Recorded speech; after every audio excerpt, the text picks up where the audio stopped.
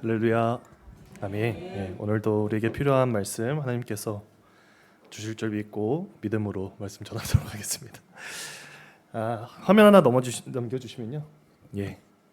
여러분 혹시 그 전파 제밍이라고 혹시 들어보셨습니까?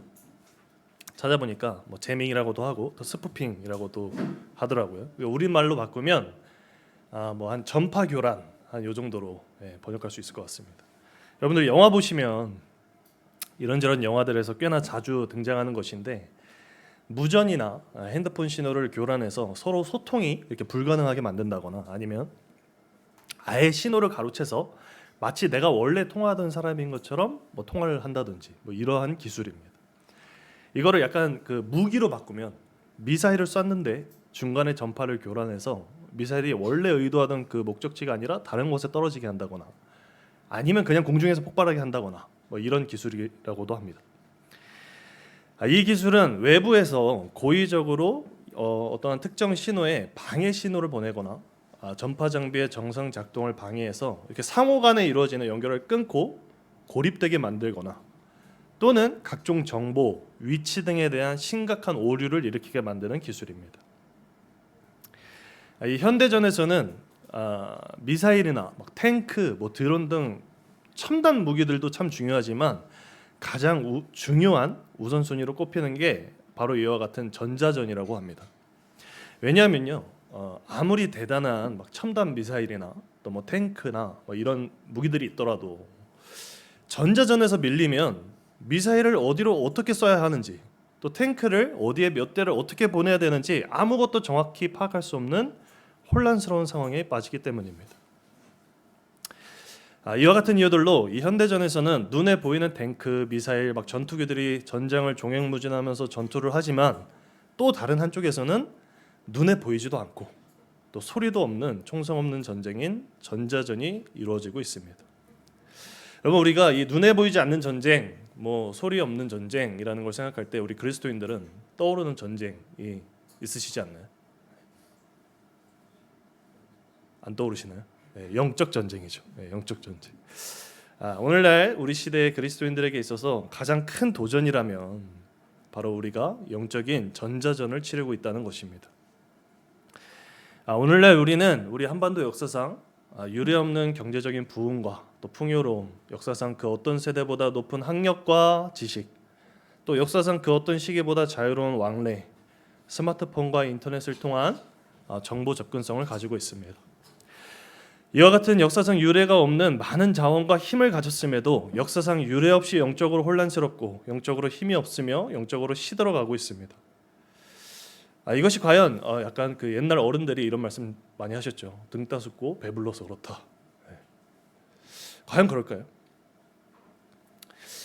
요즘 세상은 예전보다 등은 조금 더 따숩고 배는 조금 더 부를지 몰라도 적어도 그때보다 영적으로 춥고 영적으로 배고픈 시대입니다. 왜일까요? 왜 그때보다 물질은 비교도 할 수 없이 풍성하고 그때의 배고픔과 지금의 배고픔은 그 의미가 전혀 다른 시대이지 않습니까?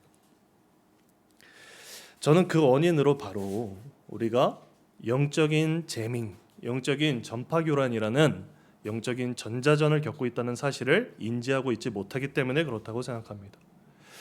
우리는 역사상 가장 풍요롭고 하나님의 은혜로 가장 많은 자원을 가진 시대를 살지만 동시에 역사상 가장 음흉하고 치밀하며 전략적인 영적인 재밍, 영적인 전파교란을 겪고 있는 세대입니다.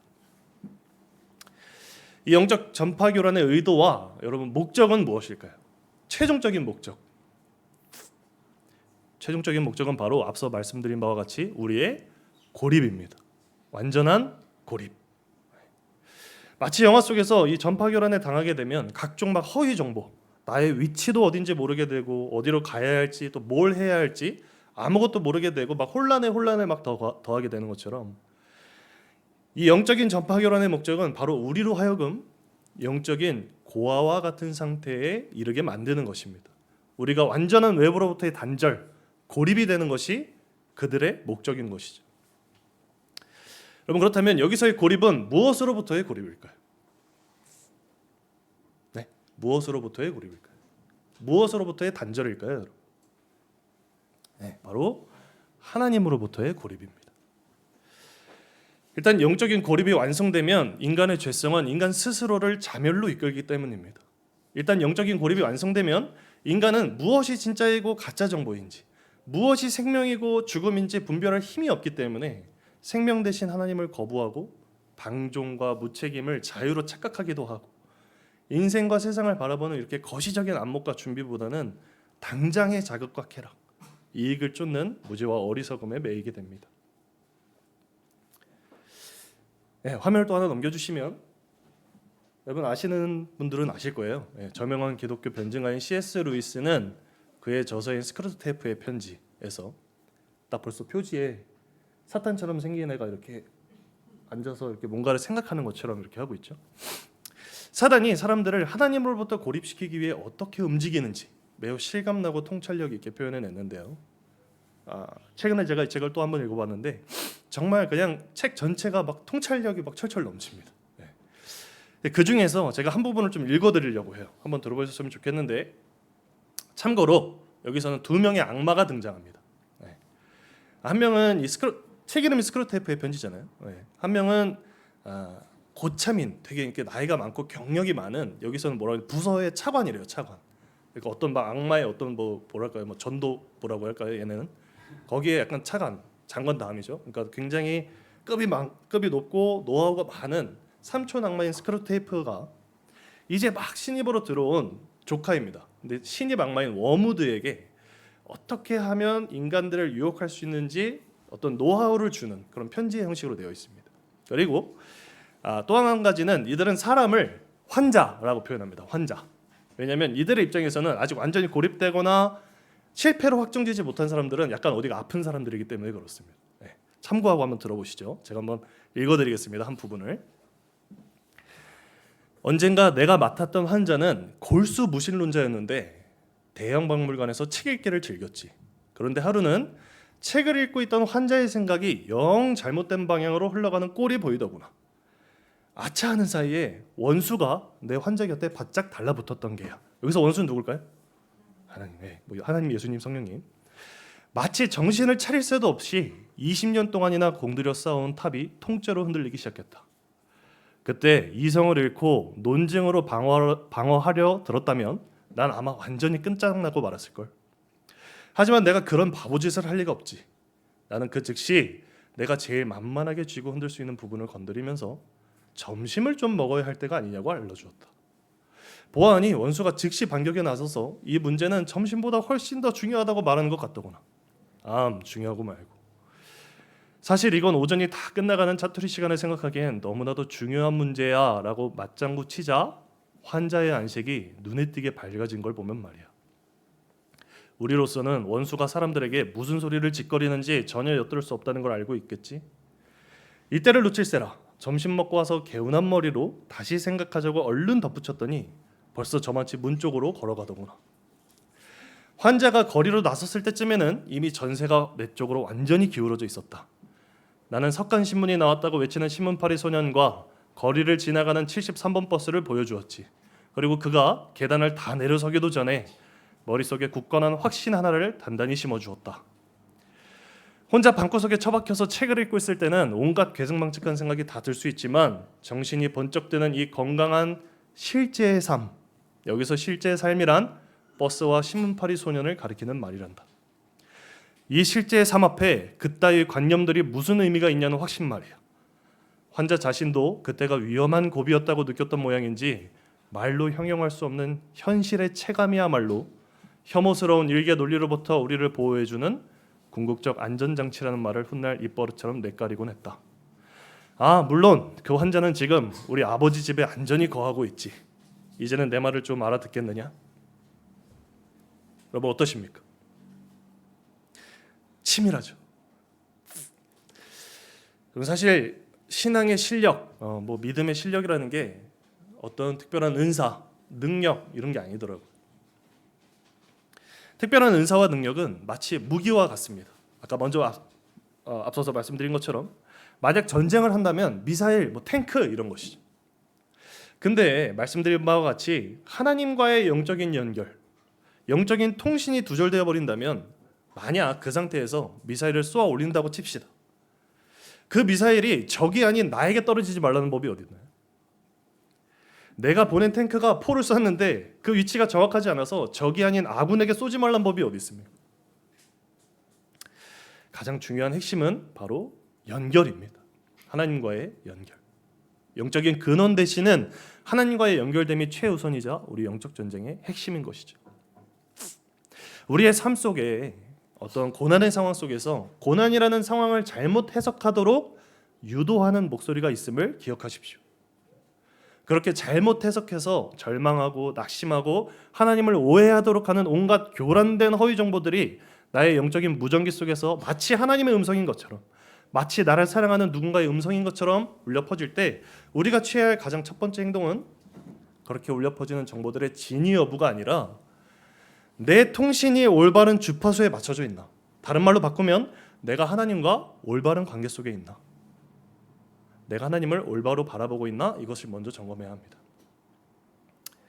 또 다른 말로 바꿔보면 우리의 모든 영적인 감각과 또 경험을 동원해서 모든 시선을 하나님께로 고정시키는 그것이 바로 믿음의 실력이자 조건 반사적으로 우리가 취해야 할 가장 강한 공세적인 태도임과 동시에 가장 견고한 방어책인 것이죠. 오늘 말씀의 본문은 이 포도나무 비유를 통해서 예수님이 본인을 포도나무로 비유하시고 우리를 가지라고 말씀하시면서 이 가지에게 있어서 가장 중요한 것, 가지의 생명은 바로 나무에 붙어 있는 것임을 명확하게 하십니다.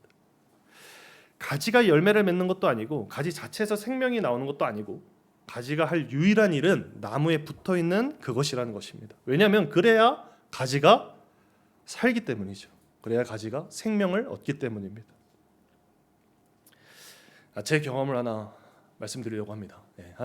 지금은 많이들 찾지 않으시는 것 같아요. 예전에 비하면 한 10년 전 정도까지만 해도 이 각 지역에 기도원에 가면 정말 사람들이 많았던 걸 혹시 기억하시나요? 막 바글바글 정말. 특히 여기 수도권에 파주에 가면 오살리 기도원이 있고 가평에 가면 강남식 기도원이 있고 한월산 기도원도 있고 등등 정말 많은, 갈 때마다 이런 데는 특히 막 사람들이 유독 더 많았던 것 같습니다.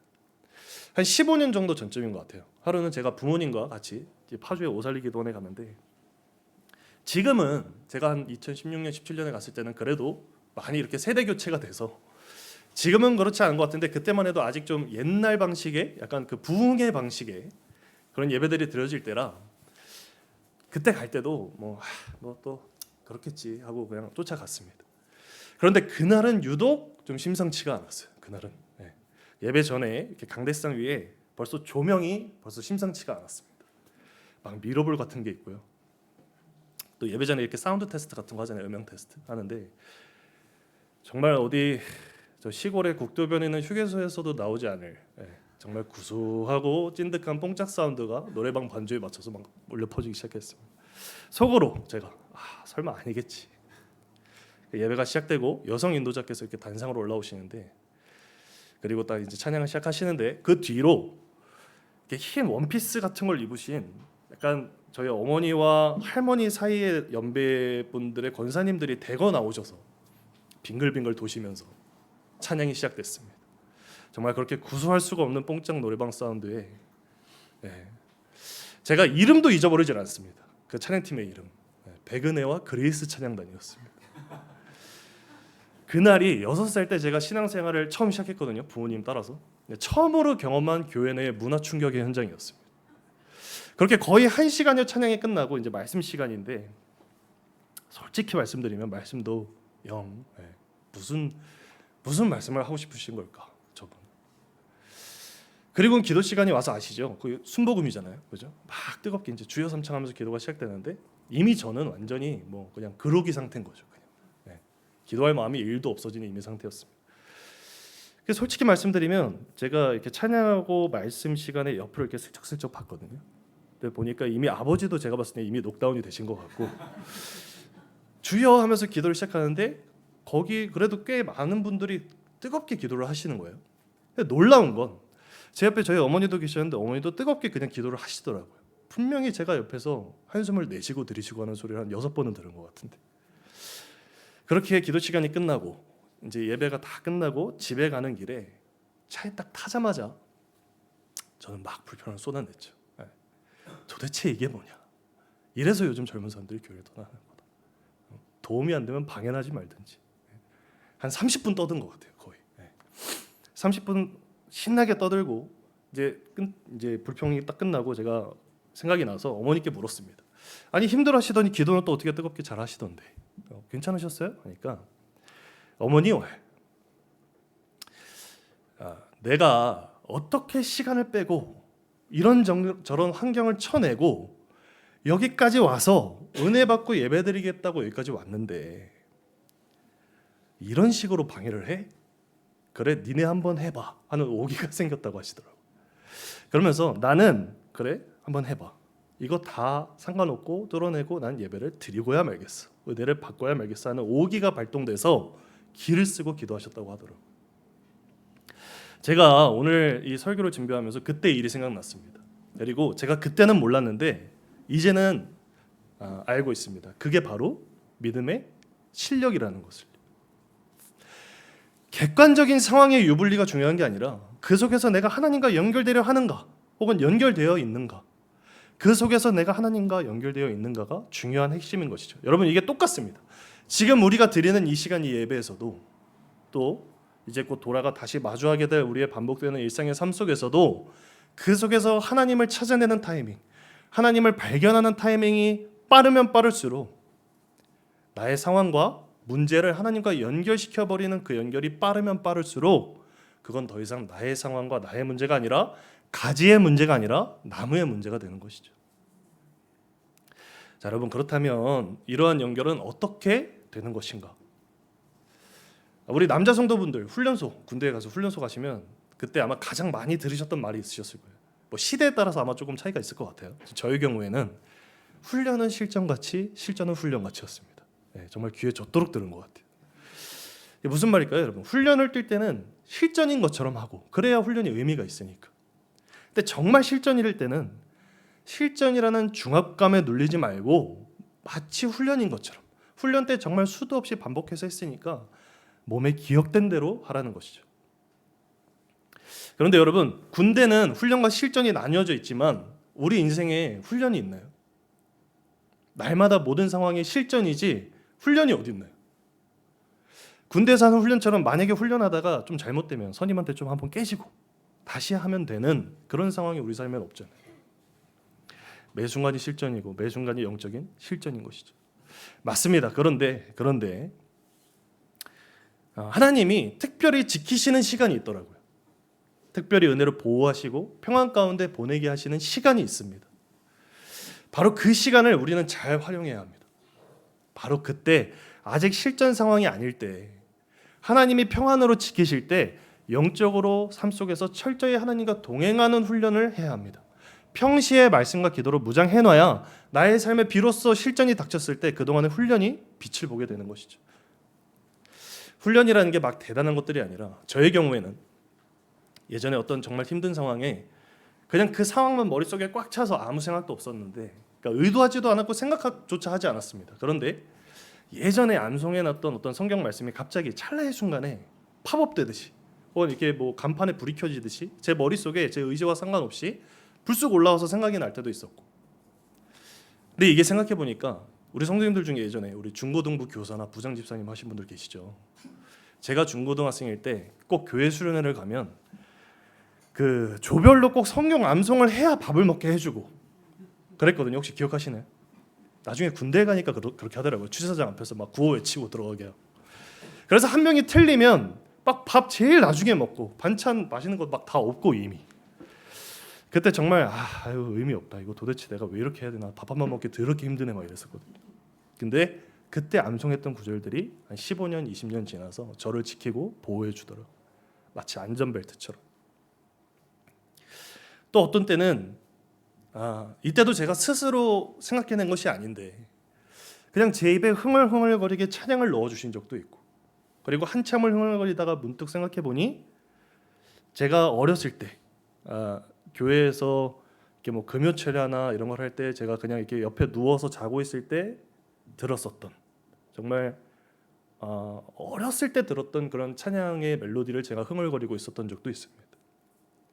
마치 이처럼 말씀과 기도와 찬양이 내 몸 어딘가에 저장되어 있다가 내 인생의 실정과 같은 상황이 발생했을 때 마치 스크루테이프의 편지의 내용처럼 그와 같은 사단의 작업이 개시됐을 때 그에 속지 않고 바로 하나님께로 연결되는 훈련, 하나님을 붙잡는 훈련, 하나님을 놓지 않는 훈련이 지금 우리에게 필요한 것이죠. 훈련의 내용은 다음과 같아야 하지 않을까 합니다. 무엇이냐면 내게 있는 모든 것이 내 것이 아님을 철저히 인정하고 고백하는 훈련, 또 내게 주어진 구원의 은혜가 내가 받은 그 사랑이 설사 이후에 어떤 고난이 올지라도 그 고난을 덮고도 남는 이 세상 것과는 비교할 수 없는 은혜라는 것을 고백하는 훈련, 이와 같은 훈련들이 우리 영적 훈련의 내용이 되어야 하는 것입니다. 여러분, 말씀을 정리하려 합니다. 사도행전 7장에는 스데반이 당시에 그 이스라엘 영적 지도자들 앞에서 복음을 전하다가 이렇게 순교하는 장면이 나오죠. 그는 이 설교를 마치면서 거기에 모여 설교를 듣던 사람들에게 돌에 맞아서 순교하게 됩니다. 이 7장의 거의 마지막인 7장 58절에 보면 사울이라는 청년이 등장합니다. 그리고 바로 다음 장 8장의 1절에 보면 이 청년 사울은 그러니까 스데반이 그렇게 돌에 맞아 죽는 것을 마땅히 여기더라라고 되어 있습니다.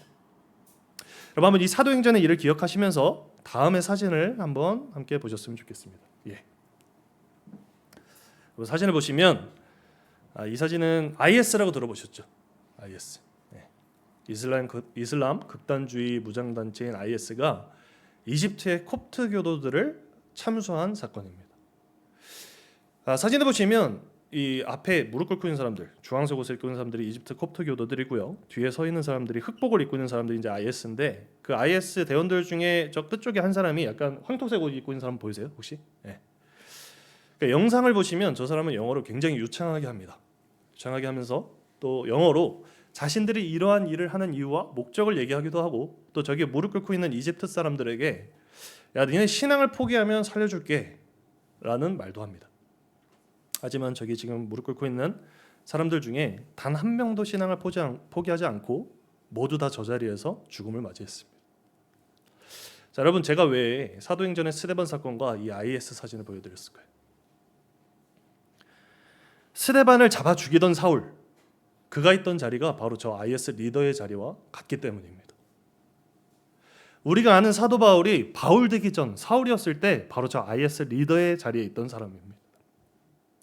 그랬던 사울이 사도로 그의 모든 것이 변하고 죽이던 자가 죽는 자리로 무릎을 꿇을 수 있었던 이유가 무엇일까요? 바로 연결입니다. 하나님과의 연결. 다메섹으로 가던 길 위에서 그는 예수 그리스도를 만납니다. 나무를 떠나 생명을 잃고 썩어가던 그가 나무에 연결되는 순간이었습니다. 여러분, 하나님과의 연결은 단순히 고통 속에서 하는 정신 승리가 아닙니다. 흔히 세상에서 이야기하는 마인드 컨트롤도 아닙니다. 하나님과의 연결은 실제로 역사하는 능력과 힘이 있습니다. 여러분, 한번 생각해 보세요. 세상에 어떤 사상이나 교육이나 종교가 도대체 어떤 가치가 지금 저기 IS 리더로 하여금 자기가 죽이던 사람들이 그 무릎 꿇던 그 자리에 스스로 무릎을 꿇게 만드는 힘이 있을까요? 한 사람의 인간을 그렇게 완전히 그 가장 밑바닥에서부터 완전히 긁어내서 모든 것을 완전히 뒤집어 버리는 힘은, 그와 같은 능력은 오직 하나님께로부터만 나옵니다. 여러분, 포도나무이신 예수님께 연결되는 사건은 가벼운 사건이 아닙니다. 이 생명이 없던 가지가 생명을 얻게 되는 순간이고 동시에 새로운 피조물이 되는 순간입니다. 여러분, 지금 대림절 이제 우리가 지나고 있는데 바로 이 연결됨을 위해서 예수님이 이 땅에 오신 것이죠. 하나님과의 단절, 하나님으로부터의 고립이라는 우리로서는 도저히 해결 불가능한 그것을 해결하시려고 이 땅에 오신 것입니다. 십자가에서 죽으시고 다시 부활하심으로 죄로 인해서 하나님께 갈 길이 막혔던 우리의 현실에 막힌 담을 허시고 끊어졌던 길이 되시고 성소의 휘장을 찢으시고 단절의 담을, 죽음의 고립을 깨 부수시고 하나님께로 나아가는 길이 되어 주신 것입니다. 사울의 바울됨은 우리 삶에 일어나는 모든 상황 속에서 마치 스크루테이프의 편지에 나타나는 그 모든 영적인 전투가 결코 우리에게 달려있는 것은 아님을 보여줍니다. 제가 성경 구절을 한 세 군데 정도 읽어드릴게요. 한번 들어보세요. 역대하 20장 15절 말씀. 너희는 이 큰 무리로 말미암아 두려워하거나 놀라지 말라. 이 전쟁은 너희에게 속한 것이 아니라 하나님께 속한 것이니라. 똑같이 20장의 17절 말씀. 이 전쟁에는 너희가 싸울 것이 없나니 대열을 이루고 서서 너희와 함께한 여호와가 구원하는 것을 보라. 출애굽기 14장 14절 말씀. 여호와께서 너희를 위하여 싸우시리니 너희는 가만히 있을지니라.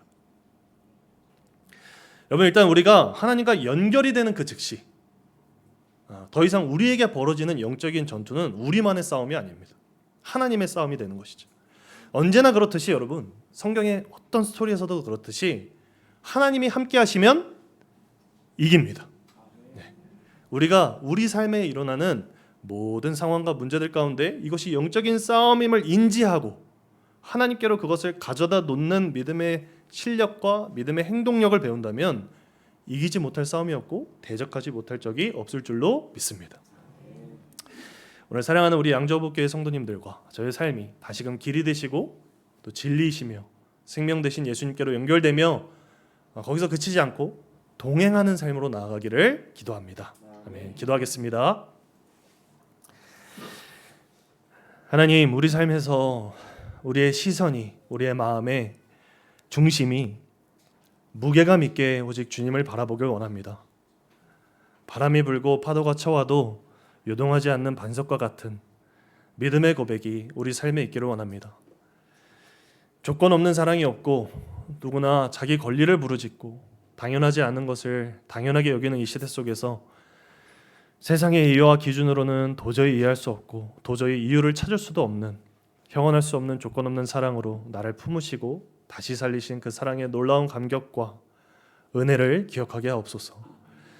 사랑이 희귀한 시대에 조건 없이 받은 그 사랑, 차고 넘치게 받은 그 사랑을 이웃과 세상에 흘려보내며 어둡고 혼란한 세상, 보이지 않는 영적인 전쟁 속에 오직 나무 대신 예수님을 붙들며 우리의 삶의 모습으로 또 삶의 열매로 등대와 같이 어둠 속에 빛이 되시고 혼란 가운데 진리 되시는 예수께로 향하는 길을 비추는 빛과 소금의 역할을 넉넉함으로 감당하게 하옵소서. 감사하며 예수님의 이름으로 기도합니다. 아멘.